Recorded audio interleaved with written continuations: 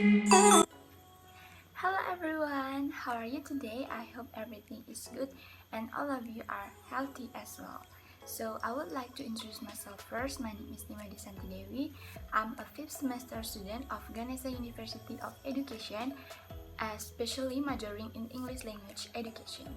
So in this occasion, I would like to present one of the teaching scenario that I have designed using grammar translation method or GTM. So this video was made to complete my final project in teaching English as a foreign language course. Well, on today's video, I would like to share an English learning video. So stay tuned and happy watching! Well, in this video, I will apply my learning activity into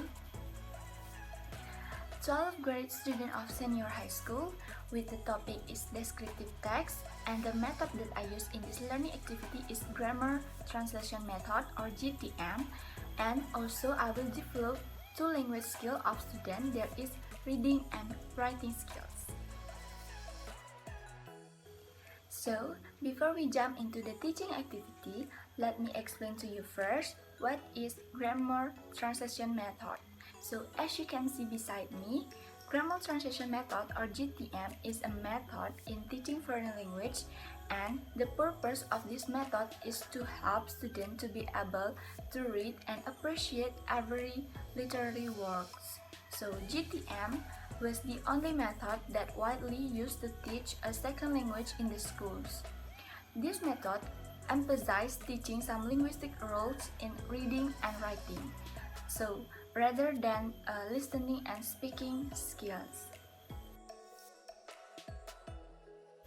Here, I would like to explain the technique that I will use in teaching the descriptive text using grammar translation method or GTM. So the first technique that I will use in teaching descriptive text in using grammar translation method or GTM is reading comprehension question. So as you can see, reading comprehension question that is students are asked to read the text given. So after that, teacher will give some question to be answered. And the second technique that I use is composition. So composition is a student are asked to make a summary of topic that they already learned. And the third technique that I use is use word sentence. So as you can see, use word in sentence. So students are asked to make their own sentence using the vocabulary items that already taught before. So, in preparing these teaching activities, I have to provide several things before entering the classroom. So, the first one is making the lesson plan. So, before conducting the class, I already made the lesson plan as a guideline in conducting the teaching and learning process. So, here, I already made the step of my teaching to make me become well organized in a classroom. And the second things that I should provide in learning material in the form of the PowerPoint presentation. So I provide this learning material in front of PowerPoint because I would like to provide the clear and interesting material for students so they are easy to learn.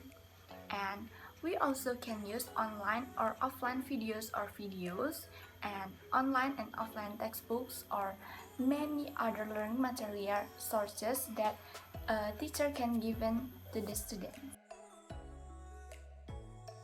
After all these things are done, and then I will start the teaching process. So this is the teaching step. So in here, I use the grammar translation method in the teaching descriptive text. So the first is that I will go to the class and then greet my students. And after that, I will show 3 pictures in the PowerPoint. So as you can see, the first picture is about forest fire. And the second picture is about plastic waste, and the third is a picture of traffic jam in Indonesia. So I will show students these 3 pictures to introduce today's lesson, and after showing this picture, I will ask students one by one to explain about the 3 pictures according to what they describe and they see from the picture I give. So one student can choose one picture that they want to explain or draw. And then student can explain the circumstances that occur in the picture, maybe like what are the impact, what are the disadvantages, what are the causes of the incident, and etc. And then student can write down all the things they want to explain related to the picture they choose. After that, students show and then speak the contents of their thoughts that they have written on the paper, and then I will choose one of students to describe in front of their friend. And now the next activity is after describing the three pictures in turn.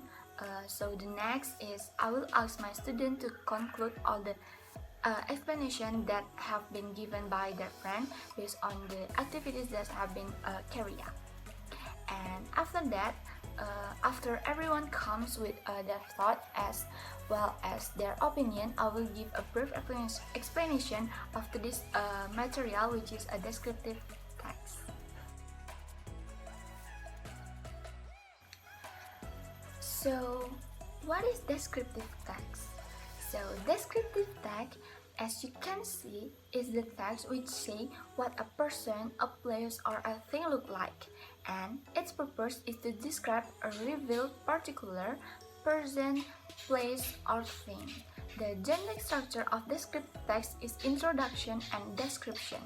Introduction, which will introduce the person, the place, or the things that will be described later, and in description, which will explain about the form, the feature, the color, or anything that relates to what the writer wants to describe.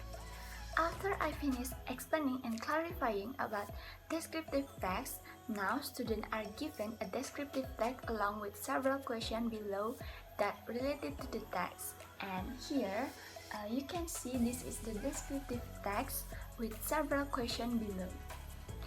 Then students are asked to answer questions that are already available in the text. Students can answer this question by looking for answer in the reading text above.